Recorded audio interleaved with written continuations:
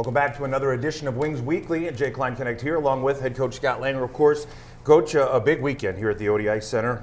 St. Cloud comes to town. Inclement weather, things worked out, so that was good. You got a 4-1 win Friday night. They got up late in the first, 36 seconds left of the first, in fact.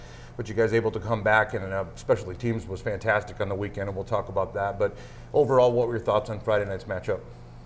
Well, we didn't. I thought our first period we just exchanged a lot of chances with them, and it's not really how you want to play against St. Cloud because they're good on the rush and they have guys that can score. And obviously they scored late and got out with a lead. But I thought our second period and our third period were a lot better.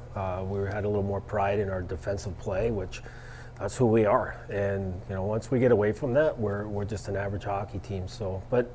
Our guys battled back. Harzy got a big one there to kind of get the bench going, and obviously our power play was really good. I think we had 3 that night, which was a big thing for us. We needed to tap into our specialty teams in order to win that game. Yeah, three power play goals on Friday night, and then 3 power play goals on Saturday night. So and the kill was perfect. Saturday night, a 6-2 win. Huge night for Byers, for Mac Byers, with just a great weekend, really, all the way around for him. What were your thoughts on Saturday, and what's working so well with that line and with Byers right now? Well, I mean, the game in itself, I mean, we came out with a totally different mentality. You could just tell. I mean, we were on pucks quick. We were doing good things from the drop of the puck, and we possessed the puck a lot, which is important against them. So, the Byers, Harsh, Schneider line, they've just found some chemistry. And when Nathan went to the World Juniors, we needed to find someone that can complement Byers and Harzy, and Schneider's done a good job there. So, that line all weekend was the best line on the ice, without a doubt. There's no question. And the weekend Byers had, 9 points in 2 games. It's exceptional. I mean, that's just playing really good hockey. It seemed like everything he touched turned into gold. And but you can't look past his 2 line mates. Harzy is so good on the forecheck and retrieving pucks and making plays, and so is Schneids. And that line was a big factor against St. Cloud. It really was. Well, and you talked about it. I mean, Saturday night, the possession and in-zone presence was just was a lot different than particularly in the first period, as you mentioned, against St. Cloud. And St. Cloud, as we talked about pregame on Friday, that's a team that can't be taken lightly. They will score goals in bulk, and they put 2 on the board quick on Saturday night. You've got 2 more coming up against them, 4 games back to back with St. Cloud. Do you change anything going into their building? Obviously, you still got to play good road hockey. Mm-hmm. The last game they played at home, they got out real early against Bismarck and scored some nice goals there. I think we have to really be ready to play. The last time we were there, we were just okay. We found a way to get 4 points, but we were just okay. And we have to be good there. And those are points that we must have. And I'm hoping that our power play and our penalty kill stay the same, because that's a big part of our success as of late. But I don't think our approach is going to change too much. We do have to be aware. I thought Saturday, during a good portion of that game, they were trying to take some liberties with us, and they got distracted from what the game of hockey was a little bit. So I'm sure playing 4-4 against the same team, there's going to be more of that. So we just have to be ready for that. And some frustration, I would imagine, on their part too. You talked specialty teams, Coach. Your power play jumped up to 22.7%, which is 9th best in the league, and the penalty kill 89.8, which is 4th best in the league. Penalty kill again was perfect, 100% on the weekend. 6 power play goals. What's been the difference? What's making things click? Well, I think there's some confidence there. We got the one early on Friday, and or I should say later on there in the second, and our guys just started to feel it. You could tell, you could sense it on the bench. There was good communication. They were having fun with it. Yeah. And the power play puts a lot of work in around here. I mean, it's some long days. They go out after practice and they put in a lot of time on that, working on that, and eventually it's going to pay off. And this weekend it did. Sure. Well, and you were quoted as saying, that with Cartman comes out of the penalty box and skates in 1-0, and is able to score on them. And we talked about some liberties and things like that, but the power play, I mean, when that's the best way to make them pay, essentially, right? Yeah, and it feels good when penalties are penalties in the game of hockey, but when they go to the point of trying to take your head off and all that stuff in a game that was kind of out of reach, it's nice to score those power play goals because it's just you watch their bench just deflate and obviously, but yeah, I mean. We just have to keep going with that power play, and I think we have the ability with the manpower we have on both units that we can continue to climb in that league standing. Excellent. Well, right now, speaking of standings overall, in the Central Division, the Wings are on top with 58 points. Austin with 48, Bismarck with 47 in third, and Minot 45 in fourth, Minnesota Wilderness with 39, and 22 points for St. Cloud at the bottom. But there's a lot of back and forth and splits over the weekend between Bismarck, Austin, and Minot. And Wings able to continue to put a little distance between first and second place. And Coach, we talked earlier on about direction, about identity, and all those kinds of things. And last week, I think it was, or maybe the week before, I asked you, if you like the direction of this team and where it's at coming out of the break. I guess my question here is, do you just keep things headed that same direction, or are you looking to try to continue to improve? I mean, that probably sounds like a stupid question because everybody's always trying to improve, but we have a long way to go in that. Yeah. We have to continue to improve right down to the very last day that we're together. I mean, teams are making a lot of changes after they play us, and we're having some success against them, and they're making a lot of trades, obviously. So, we're setting the bar a little bit, which is good. But our guys are making a lot of plays, and our guys are tough. Yeah. They're tough. I mean, teams try to intimidate us and do whatever they can to get us off our game. And our guys' mentality-wise is really good. We're ahead of last year's team when it comes to total toughness. And so it doesn't take it takes a lot to get our guys not thinking about that win. And we've done a great job there. I mean, we got guys stepping up every night, different guys every night, and our goaltending's given us a chance to win. But yeah, we have to get better every day. Yeah. Obviously, we have to manage our lineup, and hopefully we're going to be good with the injuries. It's that time of the year when you start seeing them, but we'll get better every day. Excellent.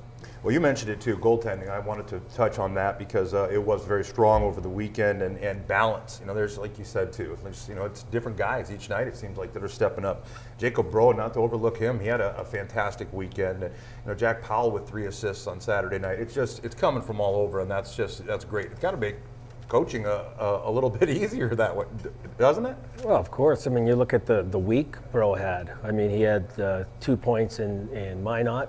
True. And I think he ended up on the weekend on the total week with 8 points and plus, and he's you add that guy in with the way Harsey's lines and Byers' line is playing, we can make plays.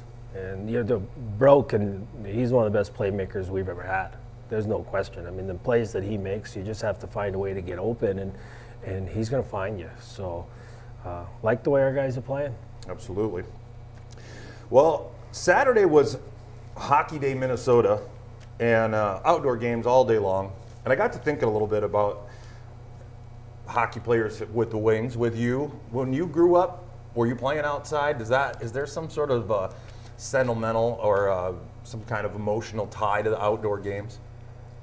Not where I'm from. Yeah. I mean, I grew up on Long Island, which has a lot of rinks, but the prep school I attended actually was an outdoor sheet with just a top over it. So depending on which way you were going, it was good or it was bad with that wind coming off the lake. But I don't know. I think hockey players just enjoy that element of playing outdoors, playing on the pond, and I think even you see the enjoyment that the NHL guys have when they're playing outside. It's just a special moment. They're all fighting to get in the lineup just to play in that game. So, yeah, I mean, I would just say that, that's kind of where the game started, and it's fun for those guys to get out there and play on the open sheet. It's funny to me because, watching all the coverage and the history and all that kind of stuff of outdoor rinks and when they first came up with what they called bang boards and all that kind of stuff, kind of took me back and freezing my ears and fingers off practicing outside, which is what we used to have to do here. So But given the choice, I'd rather be inside, especially when it's as cold and windy as it has been here lately.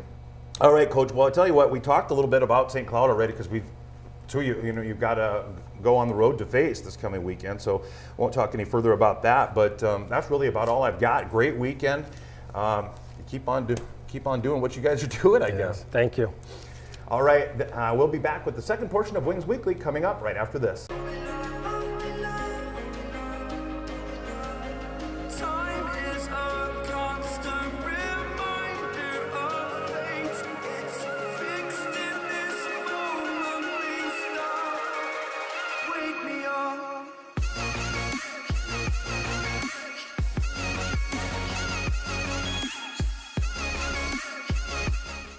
Welcome back as we continue on with Wings Weekly, and as promised, a player joining me, and this time it's Connor Beatty of Concord, New Hampshire. Connor, thanks for coming on the show. Yeah, thanks for having me. You bet. Well, a long week of hockey. You know, it's something I didn't touch a whole lot on there the first portion with Coach, but a Tuesday road game in Minot, and getting home, getting the day off afterwards, come home with the win, which was important, but it ended up getting to, goes to overtime and then a shootout. Mm-hmm. So there's a lot of hockey that was played over the course of this week. What was your week of preparation and so on like with that middle of the week game and then getting home real early? Yeah. And was it just kind of a week, or at least Wednesday anyway, to kind of recover and recuperate? Yeah, I think the off day on Wednesday is definitely huge for the upcoming weekend, but personally, I love the weekday games. Really? I love to play the game, so any games we can get during the week, I'll take that. But for sure, Wednesday, recover, do what you need to do, and prepare for Friday, Saturday. Yeah. Well, as we talked with Coach Langer about 3 straight wins there, and then Friday on Tuesday, of course, and then Friday and Saturday against the Blizzard. They got up early. And that's not something that is all that uncommon. If you look at their games, not only just against the Wings, but against other Central Division opponents too, they'll get up on top pretty early and they can score some goals in a short period of time. Mm-hmm. What was the mentality on the bench when they got up 1-0 going into the first intermission? I was on the ice for that goal, so it was just a D-zone breakdown that we know shouldn't have happened. We know what we could have done better, so it was more of just learning from that and making sure it doesn't happen again, and then just attacking them right from the start of the second and trying to get that goal back, and then continue to just keep the pressure on them and stay away from our net. Yeah, well, and in talking with Coach about power play goals that were just coming in wholesale fashion, it was awesome to see. He mentioned he thought that confidence had something to do with that. Would you agree with that? Yeah, I agree. I think we were making plays. I think their PK kind of gets out of position easily, so the guys were making great plays around them and taking to the net, and we got lucky for that. Yeah. So great weekend for specialty teams for sure. I wanted to talk with you a little bit. Well, of course, you're your second-year guy. You're part of a big part of the national championship. And finding some wood to knock on or something. I don't want to jinx anything. But do you feel like this team is a team that is kind of similar to last year's team? It is. I think about that every day. The depth we have, 4 forward lines that can score, 7 defensemen that can play, that are shut down, move the puck, and then 2 great goaltenders. I think. Is the sky the limit? The sky's the limit. I think if we play the way we can, I think good things will happen. Excellent. For sure. All right. Well, like I mentioned, second-year guy. Of course, some fans probably saw you on this show last year too. But tell us a little bit about your family and about how you got started in hockey and what you like to do away from the ice. Yeah, so I started skating when I was about 6 years old. My mom's been a huge help for me. She would take me to the rinks, and she'd be the only mom tying my skates for me. And she just, ever since I started skating, I loved it and always wanted to be on the ice. And off the ice, I'm a huge sports guy, so I enjoy golfing.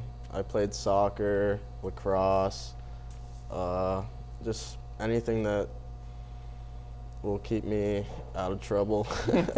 Well, that's a good thing. But yeah, no. I mean, fishing in the summer too. I'm a big fisherman, Nice. so Well, you've got 6 goals so far this year, 10 assists, and you know one thing I often comment or think anyway about you is that you seem like you almost prefer to set up guys rather than take the shot. Is that accurate? I mean, are you more of a playmaker? Do you think? Would you call yourself? I'd that? say so. But I mean, I certainly love to get the assist and set someone up for a nice goal. But don't get me wrong, I love to put the puck in the net myself. And Yeah. that's something I need to work on, maybe shooting a bit more when I have that grade A opportunity. Well, I'm not saying that necessarily. I'm just saying I noticed your eyes are always moving. You're always looking for someone to find, someone that's open for that might have a clearer lane or whatever. And I think that's a pretty good attribute to have, and teammates love that too, So that's awesome. I just wanted to mention that. And of course, Jacob Bro, who is your billet brother, and I mentioned it when I talked with Jacob a couple weeks ago now, I think it was, about your guys' chemistry, and if he thought that it kind of helps your on-ice chemistry that that you have a connection away from the ice too. Would you say so? Yeah, I think so. It's kind of weird how it happened. Just moved in and we got pretty close quick, and then we started playing together on the same line, and yeah, we found a way to find each other out there, and he's a great playmaker. He can score too. It's a blessing to play with him. Yeah. And Well, like Coach Lang and I were just talking about depth, and you mentioned it, 4 lines that can all score. It's awesome. All right, if you could be a superhero, what superhero would you be and why? it's a tough one. I'm a big Spider-Man guy. Yeah. Something. Shoot the web and fly through the cities, and Nice. I don't know. I feel like that. Yeah, I feel like. Spider-Man would be your fit, huh? Yep. How about this? If you had to say that Coach Langer was a superhero, what superhero best fits him? I gotta go with Captain America, maybe. He's low key, just great guy, does everything well, and Captain America. Nice. I don't know, kind of fits well. That's a good fit. I like that. Good. How about Hilly? Put you on the spot here. Yeah. I don't know. I'm not a huge superhero guy. Yeah. I'm not really either, but I mean, maybe Batman. I can see that. For a guy that says he's not a superhero guy, I think you kind of nailed those. So.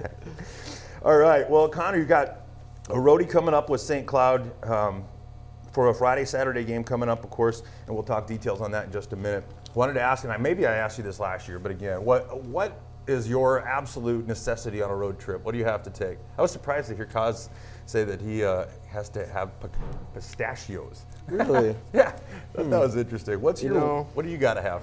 Definitely water on the bus. Make sure I'm hydrated. Definitely music. I'm a huge music guy, so definitely throw on some headphones and try to get in the zone and focus up and get ready to play. Very cool. All right. Well, as I mentioned, St. Cloud Blizzard coming up this weekend. Puck drop at 7:15, and Friday on Saturday, the 24th and 25th. That is. Watching and listen or whatever, I guess, the Buffalo Wings and Rings in Aberdeen, or on HockeyTV.com, and you can listen on 94.1 The Rock, HubCityRadio.com, or the Rock app. Wings are taking another fan bus trip to Bismarck on February 1st. Tickets are just $50 and include your game ticket. Call Aaron to reserve your spot today at 380-5852. And for all the latest news and information on the Wings, visit AberdeenWings.com or follow us on Facebook, Twitter, and on Instagram. Connor, I appreciate you coming on the show. That's pretty much all I've got for you, though. And you guys are having a great season. Keep rolling on. Thank you. We will. Thanks for having me. All right, folks. Connor Beatty joining me. So again, thank you, Connor. that'll pretty much wrap up this week's Wings Weekly.